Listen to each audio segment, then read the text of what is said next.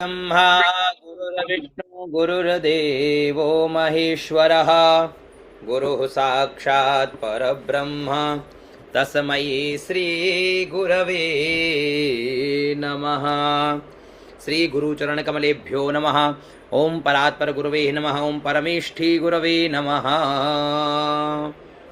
पूर्व की कक्षा में हम जो अध्ययन कर रहे हैं वो अध्ययन कर रहे हैं पंचांग के विषय में। ठीक है, हम लोग पंचांग के विषय में जानकारियां प्राप्त कर रहे हैं। तो आइए उसी कक्षा के अंतर्गत आज का जो हमारा विषय है वो है तिथियों की संज्ञा।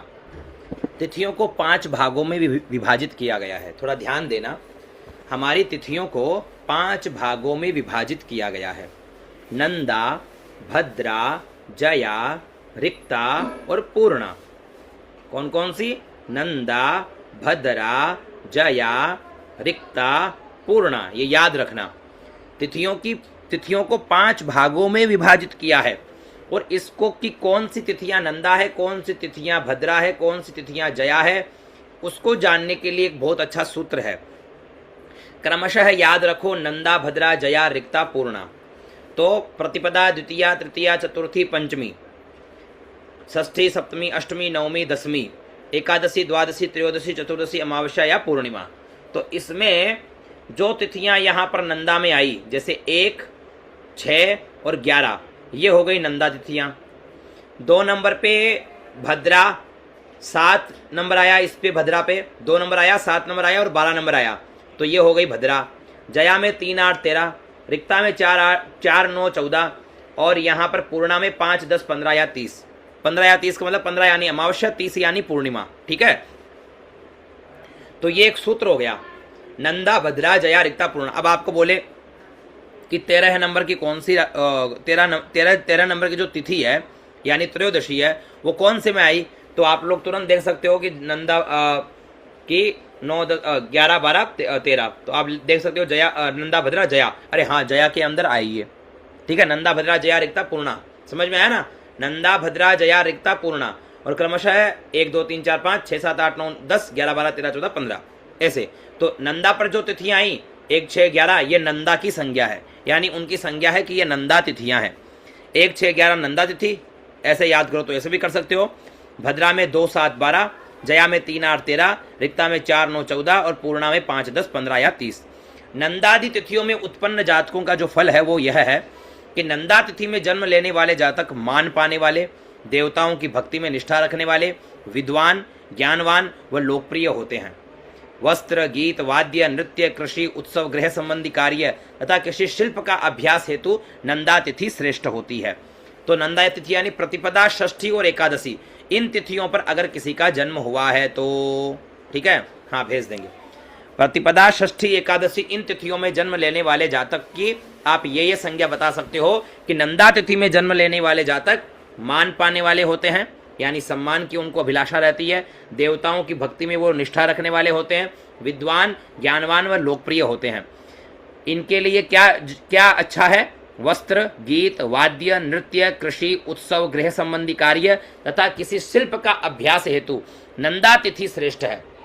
यानी 1, 6, 11 इन तिथियों पर कोई आपको पूछे कि भाई मैं नया वस्त्र खरीद करके लेके आता हूं, तो आप बता सकते हो भाई नंदा तिथि है तो आप नया वस्त्र लेकर के आ सकते हो। मैं गीत गाना चाहता हूँ यानी गीत सीखना चाहता हूँ या जो भी हो, तो नंदा तिथियों में से मुहूर्त निकाल सकते हो। प्रतिपदा, षष्ठी, एकादशी हो तो ठीक है। वाद्य, नृत्य, कृषि प्रारंभ करना हो, तो उत्सव कोई प्रारंभ करना हो, गृह संबंधी कोई कार्य हो तथा किसी शिल्प का, किसी चीज का निर्माण आदि का कार्य, तो नंदा तिथियां प्रतिपदा, षष्ठी, एकादशी ये तिथियां आप बता सकते हो। ऐसे ही भद्रा तिथि 2, 7, 12 यानी द्वितीया, सप्तमी और द्वादशी। भद्रा तिथि में जन्म लेने वाले जातक बंधु बांधवों से सम्मानित, राजसेवक, धनी तथा सांसारिक भय से डरने एवं परोपकारी होते हैं। भद्रा तिथि में कौन कौन से कार्य होते हैं? विवाह, उपनयन, यात्रा, आभूषण का निर्माण और उपयोगी, कला सीखना तथा हाथी, घोड़ा एवं सवारी विषयों कार्यों हेतु नंदा तिथियां श्रेष्ठ है। किसी को विवाह करना है तो भद्रा तिथि, द्वितीया, सप्तमी और द्वादशी इनको लेना है। ठीक है, उपनयन के मुहूर्त में भी द्वितीया, सप्तमी और द्वादशी उत्तम है। यात्रा में भी द्वितीया, सप्तमी, द्वादशी उत्तम है। आभूषण निर्माण व उनके उपयोग में भी द्वितीया सप्तमी द्वादशी उत्तम है। कोई कला आपको सीखनी हो, हाथी घोड़ा एवं सवारी विषय कार्य आपको कोई सीखने हो या गाड़ी चलाना सीखना हो तो द्वितीया सप्तमी और द्वादशी इसका आप मुहूर्त बता सकते हो। ठीक है। जया तिथि, जया तिथि में 3, 8, 13 यानी तृतीया, अष्टमी और त्रयोदशी। जया तिथि में जन्म लेने वाले जातक राजाओं सदृश यानी वो राजाओं के सदृश होते हैं, राजाओं से पूजित होते हैं, किंतु पौत्र और पौत्रों से रहित होते हैं। रहित, शूरवीर, दीर्घायु और दूसरों के मन की बात को जानने वाले होते हैं। इनके लिए तृतीया, अष्टमी, त्रयोदशी ये तिथियां सैन्य संगठन, सैनिक शिक्षा, संग्राम, शस्त्र निर्माण, यात्रा, उत्सव, गृहारंभ, गृह प्रवेश, औषध कर्म और व्यापार हेतु जया तिथियां ही लेते हैं। तृतीया, अष्टमी और त्रयोदशी यही तिथियां हम लेते हैं गृहारंभ के मुहूर्त बनाने में। अब देखो गृहारंभ का जो मुहूर्त बनाएंगे आगे, तो वो मुहूर्त बनाने के लिए यहाँ पर ये तिथियां लेंगे। और भी आगे आपकी चीजें आएगी कि गृहारंभ के मुहूर्त और कैसे बनेंगे, गृह प्रवेश के मुहूर्त कैसे बनेंगे, उनमें क्या क्या चीजें देखनी चाहिए। तो यहाँ जया तिथियां भी एक अंग है, जया तिथियां भी लेना है। ठीक है, जया तिथियां ही लेना पड़ेगा। 3, 8, 13 सैन्य संगठन, सैनिक शिक्षा, संग्राम, शस्त्र निर्माण, यात्रा हो, कोई उत्सव हो, गृहारंभ हो, गृह प्रवेश हो, औषध कर्म और व्यापार हेतु जया तिथियां श्रेष्ठ है। ठीक है। इसके पश्चात आती है रिक्ता तिथि, 4, 9, 14। रिक्ता तिथि में जन्म लेने वाले जातक प्रमादी, प्रत्येक कार्य में अनुमान लगाने वाले, गुरुओं के निंदक, शास्त्र के ज्ञाता, दूसरों के मद को नाश करने वाले तथा अत्यधिक काम चेष्टा रखने वाले होते हैं। ठीक है। शत्रुओं का दमन और कैद करना, विष देना, शस्त्र प्रयोग, शल्य क्रिया, अग्नि जलाना आदि क्रूर कर्म करना हो तो चतुर्थी, नवमी और चतुर्दशी तिथि उपयोग में लेते हैं। क्रूर कर्म करने के लिए, तंत्र आदि में भी क्रूर कर्म करने के लिए जब मुहूर्त बनता है तब रिक्ता तिथि का प्रयोग करते हैं। ठीक है। अब आती है पूर्णा तिथि, 5, 10, 15 या 30 यानी पंचमी, दशमी, अमावस्या या पूर्णिमा। पूर्णा तिथि में जन्म लेने वाले जातक धन से परिपूर्ण, वेद एवं शास्त्रों के अर्थों को जानने वाले विद्वान, सत्य वक्ता तथा शुद्ध मन वाले होते हैं। तो पूर्णा तिथियों में कौन कौन से कार्य होते हैं? विवाह, यज्ञोपवीत, आवागमन, नृपाभिषेक तथा शांतिक पौष्टिक कर्म हेतु पूर्णा तिथि श्रेष्ठ है। ठीक है। कोई का विवाह का मुहूर्त बनाना हो तो एक तो कौन सा लेना है अपने को? भद्रा। ठीक है, भद्रा आदि तिथियां विवाह के मुहूर्त के लिए। और हम दूसरा ले सकते हैं पूर्णा तिथियां, यानी 2, 7, 12 भी ले सकते हैं और 5, 10, 15 भी ले सकते हैं। समझ गए? तो ये तिथियां विवाह के मुहूर्त बनाने के लिए उत्तम है। यज्ञोपवीत है, आवागमन है, किसी का अभिषेक आदि है, नृपाभिषेक, शांतिक पौष्टिक कर्म हेतु पूर्णा तिथि श्रेष्ठ है। अब आते हैं तिथि के समय के लिए। आशा है ये याद होगा। नंदा, भद्रा, जया, रिक्ता, पूर्णा, इन 5 पत्थरों को, इन 5 तिथियों का हम 5 पत्थरों में जब नींव पूजन करते हैं तो इनका विशेष पूजन होता है। ठीक है, नींव मुहूर्त होता है ना, जब गृहारंभ करते हैं तो 5 पत्थर रखते हैं, 5 घड़े रखते हैं। तो 5 जो पत्थर होते हैं उनकी संख्या यही होती है, नंदा, भद्रा, जया, रिक्ता, पूर्णा।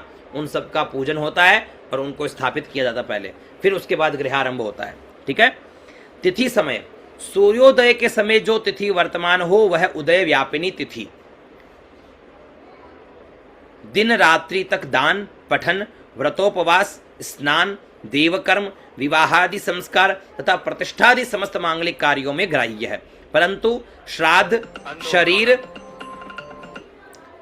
शरीर, तैल तथा उपटन का प्रयोग मैथुन तथा जन्म मरण में तात्कालिक कर्म व्यापिनी तिथि को ही ग्रहण करना चाहिए। हेलो।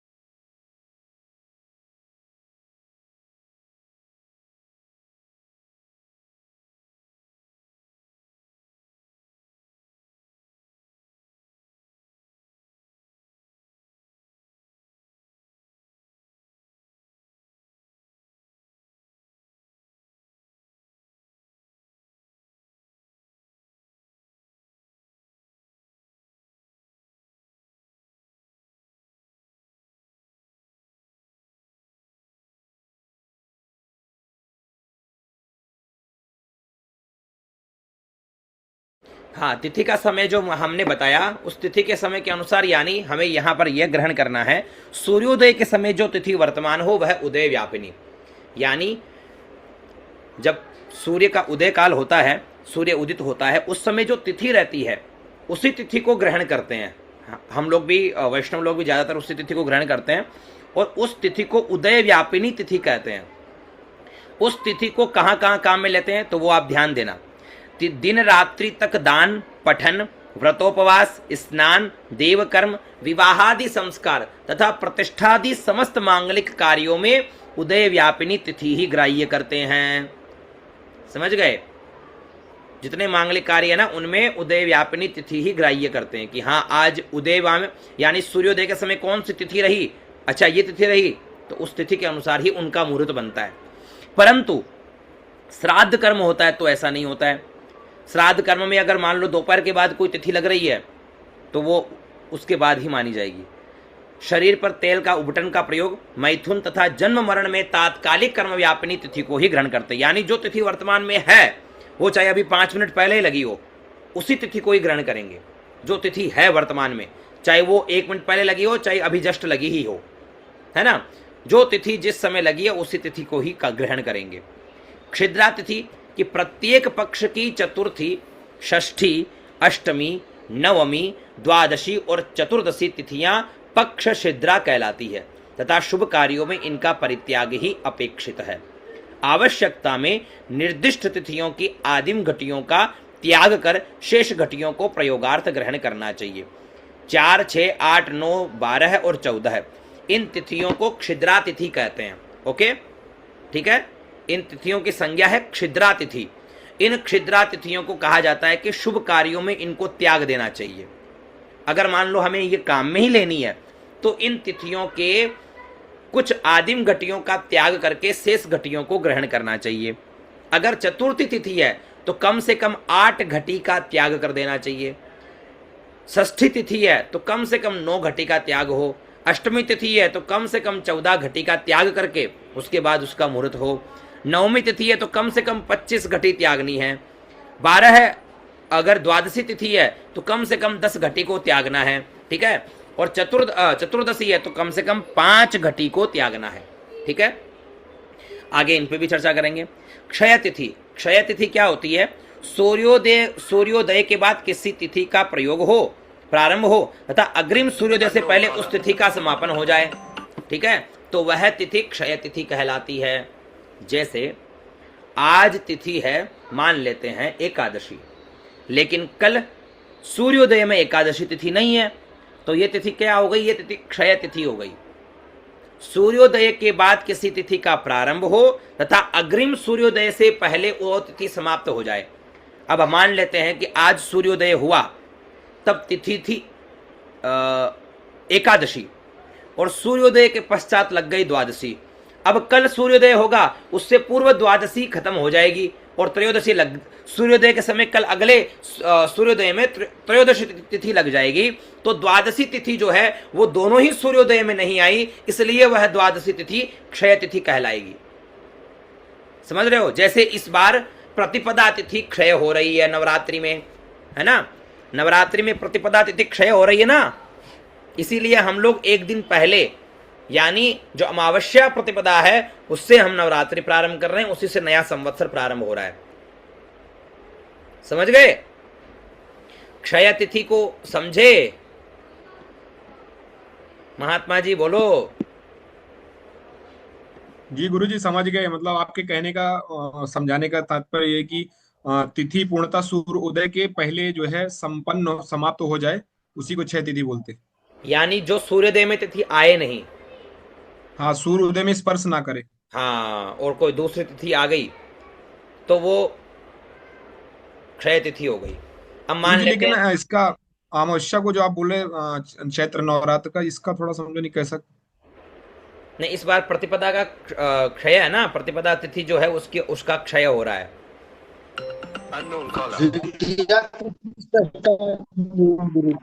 जी,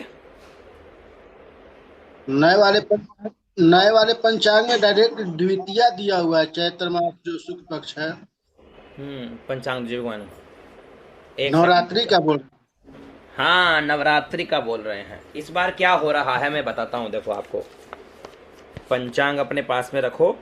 ये द्वितीय डायरेक्ट दिखा रहा हाँ, द्वितीय डायरेक्ट दिखा रहा है ना। है। तो प्रणाम इसका गुरु मतलब जी। क्या हुआ, देखो मैं समझाता हूँ इस बार का क्षय तिथि का जी तात्पर्य मैं जी। आपको समझाता हूँ। देखो, आप लोग अपने पंचांग में निकालो, मैं बताऊँ जी आपको वो चीज़ समझाता हूँ। देखो देखो बोला जल्दी। बैठे, अभी क्या करना है, हेलमेट करना। इस बार क्या हो रहा है,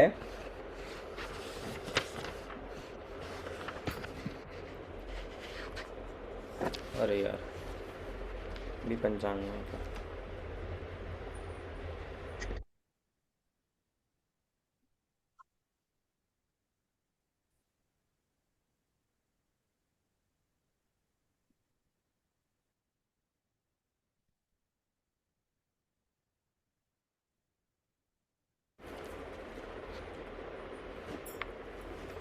देखिए, इस तिथि में सूर्योदय का स्पर्श नहीं होता, वह छाया तिथि होती है। और आप 25-26 शायद। को है, वो 26-27 को मैं देख रहा हूँ क्या चक्कर हो रहे। वो क्या हो रहा है, पंचांग नया वाला मेरे पास में है नहीं, वो ऑफिस में रह गया मेरे हिसाब से। ठीक है, मतलब इस बार हो क्या रहा है, क्षय तिथि का क्या तात्पर्य पहले तो वो समझ लो। अगर उदय सूर्योदय के समय जो तिथि नहीं रहे, जैसे मान लेते हैं आज दशमी तिथि थी सूर्योदय के समय, लेकिन एकादशी उसके बाद लग गई, और कल सूर्योदय में एकादशी तिथि नहीं है, तो ये एकादशी तिथि का क्षयकरण हो गया। एकादशी तिथि मानी नहीं गई, तो एकादशी तिथि क्या हो गई, क्षय हो गई। समझ रहे हो मेरी बात को। ऐसे ही उस दिन क्या हो रहा है कि प्रतिपदा एक दिन पूर्व अमावस्या है, फिर अमावस्या के बाद प्रतिपदा लग गई, और अगले दिन द्वितीय आ गई सूर्योदय के समय में, यानी सूर्योदय के समय द्वितीय आ गई। द्वितीय आ गई तो प्रतिपदा का क्षय हो गया ना, प्रतिपदा तिथि क्या हो गई, क्षय हो गई। तो प्रतिपदा और अमावस्या उसको फिर वो प्रमाणिक करके अपने उससे जो धर्म सिंधु आदि ग्रंथ कहते हैं उनसे प्रमाणिक करके कि उससे एक दिन पूर्व अमावस्या से ही फिर हमें वो नवरात्रि का प्रारंभिकरण मान लेना चाहिए। ऐसे कई ग्रंथों में, निर्णय सिंधु, धर्म सिंधु आदि ग्रंथों में, तो उसका फिर वहां से वो वचन ले लिया। तो क्षय तिथि का ये तात्पर्य था मेरा समझाने का। ठीक है, कि जो तिथि सूर्योदय में नहीं आई वो तिथि सीधा सा मतलब है कि वो तिथि क्या हो गई, क्षय हो गई। लेकिन और गुरुजी, वृद्धि तिथि, जैसे हाँ गुरुजी ये अपना जैसे पुराने पंचांग में देख रहे हैं तो 19 तारीख को अमावस्या हो रही है, 19 तारीख को। हाँ और इसमें लिखा भी है नवरात्रि घट स्थापना, लिखा भी हुआ है।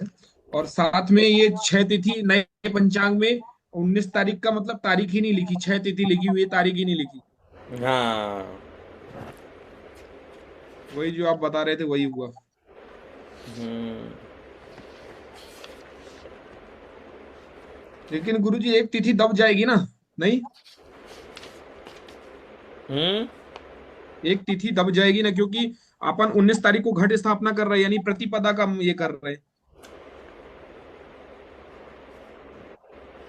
देखो अब मैं आपको समझाता हूँ, इधर एक चीज समझना। 19 तारीख आप लोग निकालो, अगर पंचांग में 19 मार्च 2026, तो 19 मार्च 2026 को क्या हो रहा है, सूर्योदय उस दिन है 6:36 पे। सूर्योदय कितनी बजे है, 6:36 पे सूर्योदय है। ठीक है, ध्यान से सुनना, 6:36 पर सूर्योदय है। और यहां पर क्या हो रहा है कि जो अमावस्या है वो 6:53 तक है, यानी 7 बजे तक है लगभग, समझो। ठीक है, तो प्रतिपदा आई नहीं इस दिन तो, और अगले दिन फिर अभी मेरे वाले में है नहीं अगले दिन मेरे वाले में है नहीं, लेकिन इसमें क्या दिया हुआ है कि प्रतिपदा अगले दिन 24 और 4 28, तो यानी सुबह 4 बजे तक ही प्रतिपदा है। तो यानी प्रतिपदा इस दिन भी सूर्योदय में नहीं आई और अगले दिन भी सूर्योदय में नहीं आई, इसलिए प्रतिपदा क्या हो गई, क्षय तिथि हो गई। समझ गए? अब मुझे लगता है बहुत अच्छे से समझ में आ गया।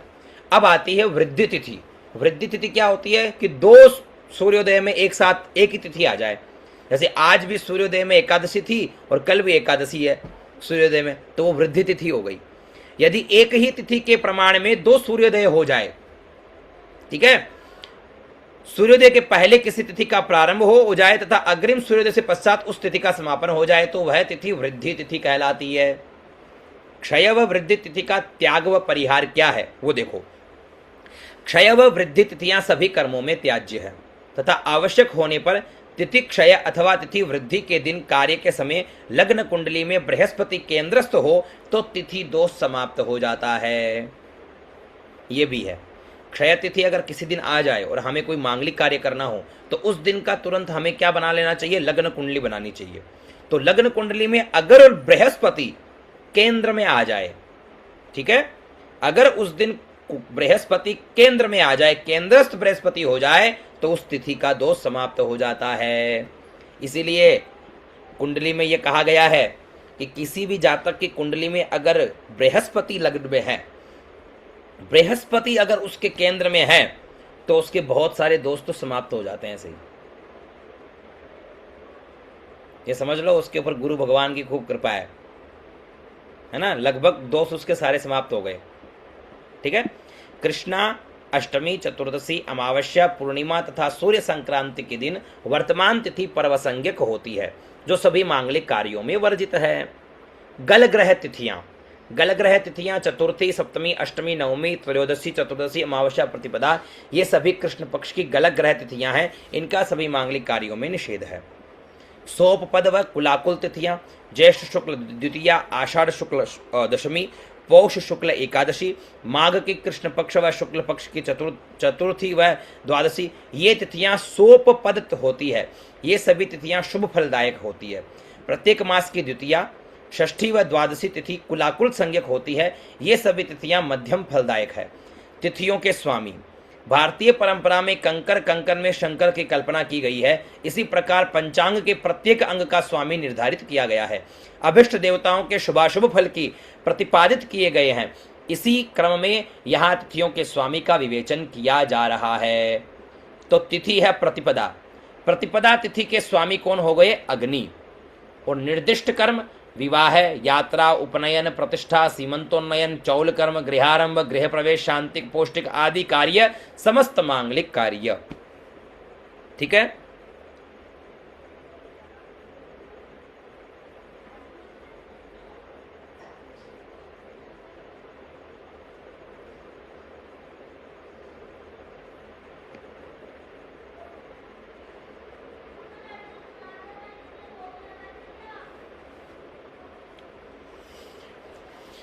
तो प्रतिपदा तिथि में ये सब कर्म नहीं करने हैं।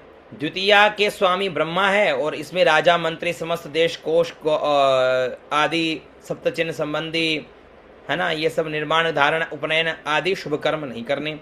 तृतीया पार्वती, तृतीया के स्वामी कौन हो गई? पार्वती है। संगीत, विद्या, शिल्प कर्म, विषय कर्म, सीमंत, चूड़ाकरण, अन्नप्राशन, गृह प्रवेश, ये कर्म नहीं करने। तथा द्वितीय तिथि में निर्दिष्ट सभी कर्म तृतीया तिथि में प्रशंसनीय है, वो कर सकते हैं। चतुर्थी गणेश, चतुर्थी के स्वामी कौन हो गए? भगवान गणपति। शत्रु ताड़न, बिजली के कार्य, विषदान, हिंसक कर्म, अग्नि लगाना, बंदी बनाना तथा शस्त्र प्रयोग आदि सभी कर्म। पंचमी के स्वामी सर्प है। चर स्थिरादि सभी कर्म, परंतु किसी को ऋण नहीं देना चाहिए। पंचमी तिथि को किसी को ऋण नहीं देना चाहिए, ध्यान रखना। दिया हुआ ऋण कई के बोलते हैं ना, हमने महाराज पैसा लगा दिया, अभी तक पैसा हमारा आया नहीं, निकला नहीं, तो पंचमी तिथि को दे दिया या तो, है ना। षष्ठी के स्वामी कार्तिकेय है। शिल्प कर्म, रण कार्य, गृहारंभ, वस्त्रालंकार कृत्य, अखिल काम्य कर्म, परंतु इस दिन दंत धावन, आवागमन, तेलाभ्यंग, काष्ठ कर्म एवं पितृकार्य वर्जित है। सप्तमी के सूर्य, हस्ती कर्म, विवाह, संगीत कर्म, वस्त्राभूषण निर्माण और धारणा, यात्रा, गृह प्रवेश, वधु प्रवेश, संग्राम, द्वितीय, तृतीय व पंचमी के निर्दिष्ट सभी कर्म सप्तमी में भी ग्राह्य है। अष्टमी तिथि के स्वामी शिव है, ये सब कार्य हो सकते हैं। नवमी में दुर्गा है। दशमी के स्वामी यम है। एकादशी के विश्वदेवा, ठीक है। द्वादशी के हरि हैं। त्रयोदशी के स्वामी काम है। चतुर्दशी के स्वामी शिव है और पूर्णिमा के स्वामी चंद्रमा है और अमावस्या के स्वामी पितर है। तो पूर्णिमा के दिन विवाह है, देव, जलाशय, वाटिका की प्रतिष्ठा, शिल्प, भूषणादि कर्म, संग्राम तथा याज्ञिक, शांतिक, पौष्टिक व वास्तु कर्म श्रेष्ठ है। लेकिन अमावस्या पितर इस दिन अग्न्या ध्यान, पितृकर्म तथा महादान प्रशस्त है, परंतु इसमें कोई शुभ कर्म तथा स्त्री संग रमण नहीं करना चाहिए। समझ गए। तिथियों में निषिद्ध कार्य, इन तिथियों में ये कार्य अशुभ होते हैं, अर्थ चक्र से स्पष्ट है। तिथि अगर षष्ठी है तो कार्य तेलाभ्यंग, तिथि द्वितीया है तो कार्य उबटन, अष्टमी है तो मांस भक्षण, दसवीं है तो उबटन, चतुर्दशी है तो क्षौर कर्म, त्रयोदशी है तो उबटन, अमावस्या रतिक्रिया, अमावस्या आंवला मिश्रित जल से स्नान, सप्तमी आंवला मिश्रित जल से स्नान, नवमी आंवला मिश्रित जल से स्नान। चैत्रादि मास में शून्य तिथियां, इन तिथियों में ये कार्य अशुभ होते हैं, अर्थ चक्र से स्पष्ट है। चैत्र मास के अष्टमी और नवमी शुक्ल पक्ष की भी, इन तिथियों में कोई भी कार्य हो वो अशुभ होते हैं, है ना। वैशाख में द्वादशी, दोनों द्वादशी, ज्येष्ठ में कृष्ण पक्ष की चतुर्दशी और शुक्ल पक्ष की त्रयोदशी, आषाढ़ में कृष्ण पक्ष की षष्ठी और शुक्ल पक्ष की सप्तमी, श्रावण में द्वितीया तृतीया दोनों पक्षों की, भाद्रपद में प्रतिपदा द्वितीया दोनों पक्षों की, आश्विन मास में दसवीं और एकादशी दोनों पक्षों की, कार्तिक मास में यहाँ पर पंचमी तिथि और यहाँ पर चतुर्थी, कृष्ण पक्ष की पंचमी और शुक्ल पक्ष की चतुर्दशी, मार्गशीर्ष की सप्तमी अष्टमी दोनों, पौष की चतुर्थी पंचमी दोनों, माघ की कृष्ण पक्ष की पंचमी और शुक्ल पक्ष की षष्ठी, और फाल्गुन में कृष्ण पक्ष की चतुर्थी और शुक्ल पक्ष की तृतीया। ये तिथियां अशुभ मानी गई है, कार्य किए हुए सारे अशुभ रहते हैं।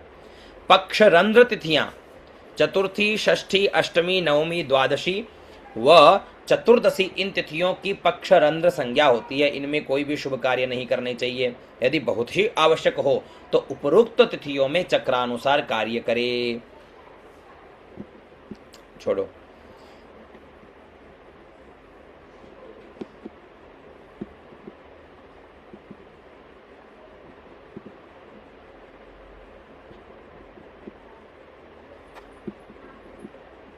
हाँ, अगर आपको योगिनी देखना है, योगिनी चक्र देखना है तिथियों के अनुसार, तो ये देख सकते हैं।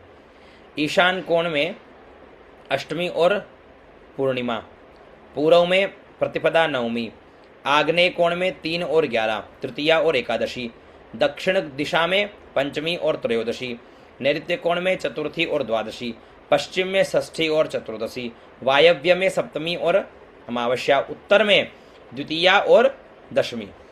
ठीक है।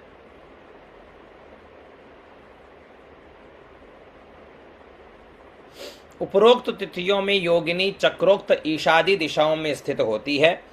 योगिनी यात्रा के समय बाएं भाग में सुखदायक, पृष्ठ में वांछित फल प्रदायिनी, दक्षिण में धन का नाश करने वाली तथा सम्मुख में मृत्यु कारक कष्टदायक होती है।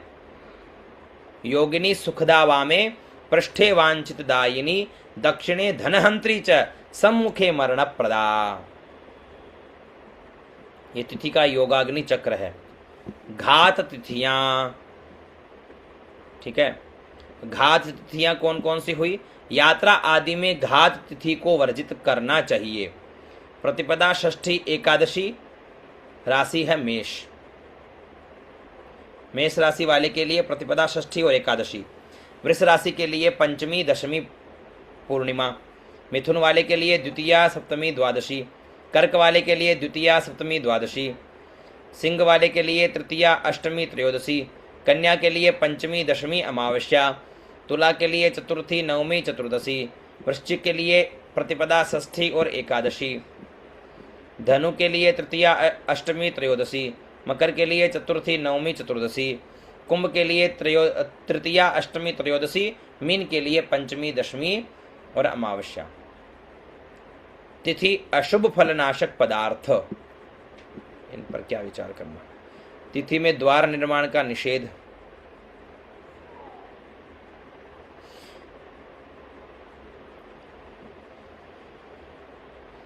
अगर पूर्व का द्वार बना रहे हो तो पूर्णिमा और कृष्ण पक्ष की अष्टमी को छोड़ देना। दक्षिण में कोई द्वार बना रहे हो तो शुक्ल पक्ष की नवमी और चतुर्दशी को छोड़ना चाहिए। पश्चिम में कोई द्वार बना रहे हो तो अमावस्या, शुक्ल पक्ष की अष्टमी को छोड़ना चाहिए। और उत्तर का कोई द्वार बना रहे हो तो कृष्ण पक्ष की नवमी से चतुर्दशी तक छोड़ देना चाहिए। ठीक है।